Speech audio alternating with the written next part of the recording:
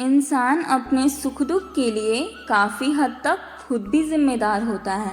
भगवान भले ही आपके भाग्य में धन और सुख लिख कर भेज दें, लेकिन हर बात पर भगवान नज़र रखते हैं और आपके कर्मों के अनुसार भाग्य को बदल भी देते हैं। इसलिए देखा जाता है कि कई लोगों की हथेली में लंबी आयु रेखा होने पर भी अकाल मृत्यु को प्राप्त हो जाते हैं और अच्छी भाग्य रेखा होने पर भी गरीबी में गुजर बसर करते हैं। भगवान श्री कृष्ण के मित्र सुदामा भी इस बात के उदाहरण माने जाते हैं, जिन्हें अपनी भूल के लिए अत्यंत गरीबी का सामना करना पड़ा था। हालांकि बाद में श्री कृष्ण की कृपा से उनकी गरीबी दूर भी हुई। गरीब व्यक्ति का जीवन बेहद कठिनाइयों भरा होता है। गरीबी को मिटाने का एक ही तरीका है, वो है शिक्षा। गरीबी को शिक्षा और रोजगार देकर मिटाया जा सकता है। इस दुनिया में असली जिंदगी कौन जीता है? वो नहीं जो चांदी का चम्मच मुंह में लेकर पैदा होता है, बल्कि वो जिसने कदम कदम पर दुख झेला हो, जिन्होंने इस गरीबी से बाहर निकलने की ठानी हो। गरीबी लगभग हर युग में रहा है।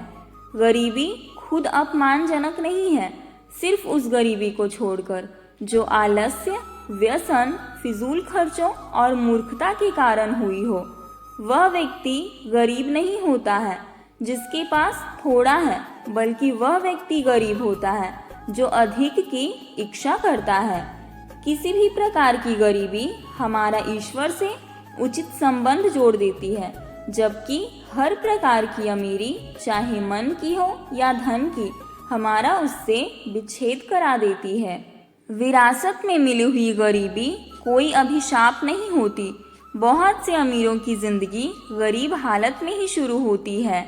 अमीर और गरीब आदमी के बीच केवल एक अंतर यह है कि वह किस प्रकार अपने समय का उपयोग करते हैं। गरीबों की मदद करने का सबसे अच्छा तरीका है ये सुनिश्चित करना कि आप उनमें से एक नहीं बन जाते।